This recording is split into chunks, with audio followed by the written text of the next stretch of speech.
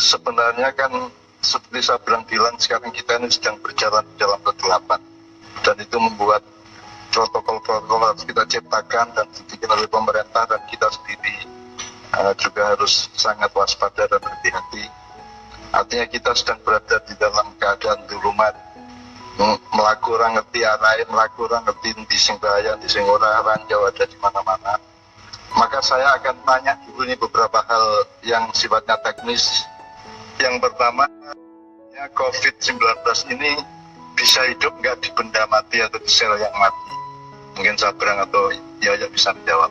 Sabrang. Megang pintu, megang opo wae, itu seberapa jauh terus bisa hidup di benda mati? Kalau bisa hidup di benda mati ya ekstra waspadanya harus benar-benar. Kedua sekalian, apakah ini bisa dikeluarkan lewat udara? Kalau airborne ya, kalau bisa di lewat udara kan kita harus menganggap bahwa kita semua kena corona. Kita sendiri kena, semua orang juga kena, maka kita harus ekstra hati-hati. Jadi ini bukan fakta, ini adalah cara kita menanggapi keadaan di luar diri kita dan di dalam diri kita untuk diri kita saja. Gitu. Habis Bro. Ini kalau soal airborne saya belum pernah dengar sampai ke airborne posisinya sampai sekarang. Bisa dikerasin dikit nggak supaya saya dengerin?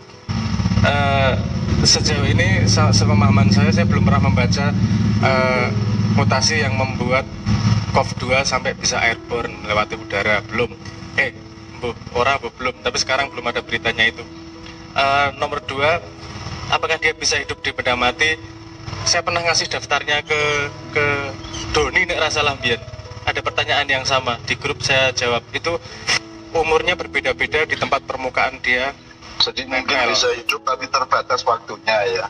Tetap bisa hidup tapi terbatas waktu. Di motor kita juga tetap bisa nempel, di gagang pintu bisa nempel, di topi bisa nempel, di piring bisa nempel, tapi mungkin batas waktunya berbeda dengan kalau nempel di tangan kita, telapak tangan kita, wajah kita dan seterusnya. Kira-kira ngono ya, Bang? Iya, kalau saya ingat yang saya ingat, tapi daftarnya lebih lengkap. Yang saya ingat kalau di metal bisa 4 jam, kalau di baju bisa sampai, di bahan pakaian kain itu bisa sampai 18 jaman. Detailnya yang lain saya nggak gitu ingat, tapi berbeda-beda di tiap permukaan yang berbeda. Ini di daftar yang saya kirim ke Doni, di paper dan tisu paper 3 jam, di tembaga 4 jam, di kardus 24 jam, di kayu bisa 2 hari, di baju bisa 2 hari, di cloth, di stainless steel 2-3 hari, dari plastik sampai 3 hari, di gelas 4 hari, di duit 4 hari, di masker bisa sampai seminggu. Kalau menurut daftar yang paling lama masker berarti. Jadi dia banget soalnya. Hidup dalam batas waktu ya. Ya. Kalau di sel hidup, dia hidupnya jauh lebih lama daripada kalau di benda mati, kira-kira apa ya. Sehingga kita harus punya protokol pribadi masing-masing untuk betul-betul harus waspada dalam berperilaku sehari-hari. Terus penularan lewat udara enggak, Pak? Belum dengar sampai sekarang airborne. Itu lebih mengerikan. Itu mesti rame kalau bisa sampai airborne. Sampai sekarang berita yang sudah saya baca belum ada yang menyatakan bahwa COVID-2 bisa airborne, bisa lewat udara. Belum. Atau tidak. Mutasinya belum ada yang sampai ke sana. Nah, oke. Jadi ini ada kendel-kendelan kan ya wani-wani baik. Saya berani-berani aja lah mau kemana-kemana. Karena saya juga punya imunitas, saya juga punya tawakal, saya juga punya keyakinan, saya juga punya doa, saya juga punya macam-macam. Tetapi kan kita dipaksa untuk menyadari bahwa kita ini makhluk sosial, bukan makhluk individu. Nah, ini zaman primitif ya, sakarep-karep nang giti nang ikan bisa membahayakan orang lain tanpa kita tahu itu masalahnya, seperti yang saya bilang. Kita bisa memapar orang, bisa menjangkiti orang tanpa kita tahu. Dan saya termasuk usia sangat rawan karena sudah 67. Oleh karena itu saya taat kepada protokol sosial baik dari pemerintah maupun dari logika-logika masyarakat sendiri dan keluarga. Janjane sekarang itu kan ada 2 kutub. Satu kutub di mana kita itu mendapat janji-janji sama dari Tuhan yang luar biasa tentang kesehatan, kesejahteraan, kebahagiaan, dan keamanan. Di lain pihak kita ini sekarang membutuhkan jane iki butuh wahyu kok. Awake iki butuh wahyu ning sarana nabi masalahnya. Kita sangat butuh wahyu langsung dari Allah, dan saya minta tiap malam dan belum pernah dikasih oleh Allah apapun kecuali tanda-tanda kecil yang sifatnya belum substansial. Jadi ini sebenarnya kita sedang dikonorit persis kayak zaman nabi-nabi biyen to ya, ora ono mayahan, ora ono mancing, ora ono macam-macam. Tapi kan kita tidak siap karena kita selama ini hidup lebih banyak di luar rumah daripada di dalam rumah. Begitu kita hidup di dalam rumah, kita menjadi gagap-gagap, dan ternyata kita bukan orang rumah, kita bukan orang yang buang fusakumaro. Sebenarnya tidak ada yang berbeda, ada corona atau tidak ada corona. Upama penanganan corona kan ya tetap tahu di protokol menjaga kebersihan dan kesehatan, menjaga jarak, tidak membahayakan orang lain dan jangan sampai dibahayakan oleh orang lain dan seterusnya. Sama aja sebenarnya. Cuman sekarang dengan teknis yang jauh lebih ketat. Itu semua juga karena kita semua sembrono, kita semua sebagai manusia tidak hati-hati, kita cuek kepada banyak sekali nilai-nilai kehidupan. Dan kita sekarang juga sedang dipolo, sedang dihabisin, dihajar habis oleh kenyataan hidup, oleh Tuhan sendiri bahwa ma'iyahan gini ya seraiso, kumpul-kumpul seraiso, kudu ngaku protokol sedemikian rupa. Karena selama kita kumpul-kumpul kemarin, kita juga tidak memenuhi apa yang semuanya Tuhan sudah omongkan sejak awal, sejak Adam dilahirkan sampai Nabi Muhammad dinabikan dan seterusnya.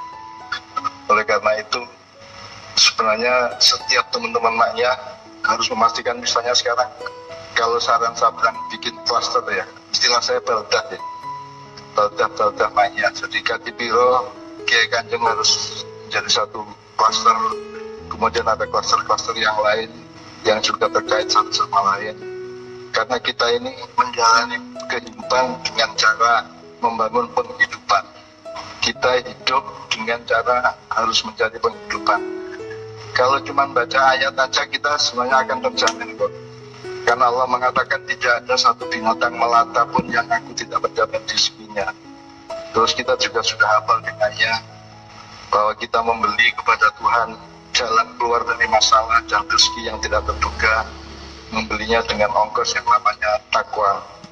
Kemudian dengan kita membayar lagi dengan mata uang tawakal, kita mendapatkan dua, yaitu kita akan bisa mencapai apa yang kita mau.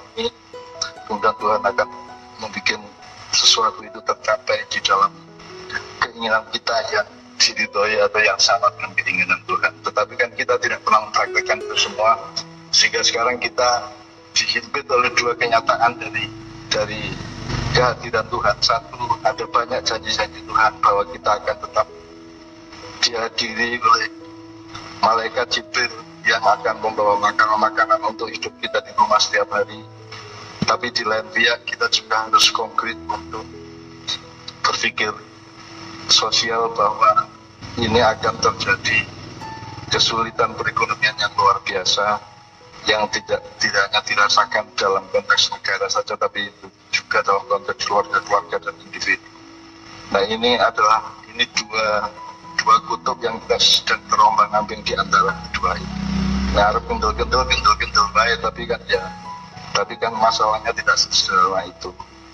Jadi saya mohon teman-teman semua, terutama saya minta Sabran sama Yoyo untuk selalu memantau banyak hal-hal yang berkaitan langsung dengan COVID, tapi juga ada perundingan dengan Marjah Ma'iyah, Markoto, dan semuanya untuk yang sifatnya survival, yang sifatnya penghidupan, hanya dengan membayar takwa, iman, percaya, dan waspada, dan seterusnya. Tetapi tetap kita harus membangun penghidupan di tengah keadaan yang sudah sangat berbeda sekarang ini.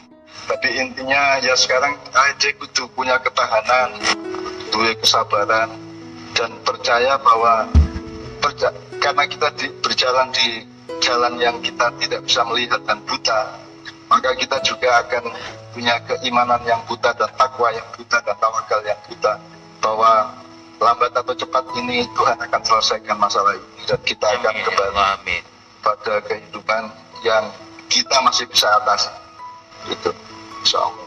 Sementara ini saya buka ayat-ayat banyak sekali sebenarnya.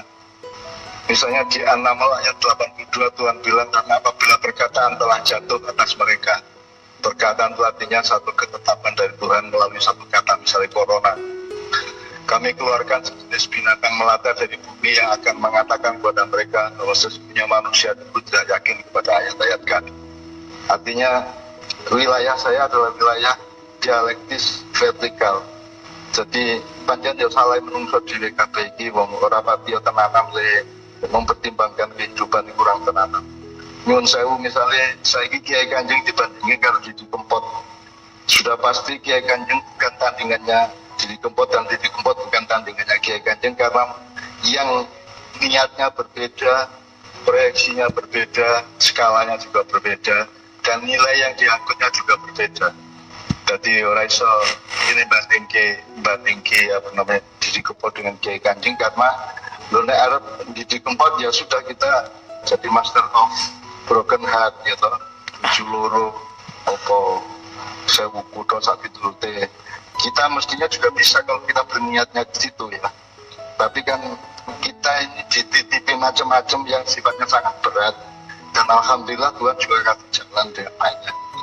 Tetapi kan nggak bisa kita karena yang laku dan yang tidak laku itu kan tergantung kepada konsumennya. Ya apa-apa ke sing diangkut oleh maknya sebagai karier ya, maknya sebagai pengangkut atau pembawa itu kan hal-hal atau nilai-nilai atau faktor-faktor yang sangat sukar untuk diterima lebih banyak orang daripada yang selama ini kita capai.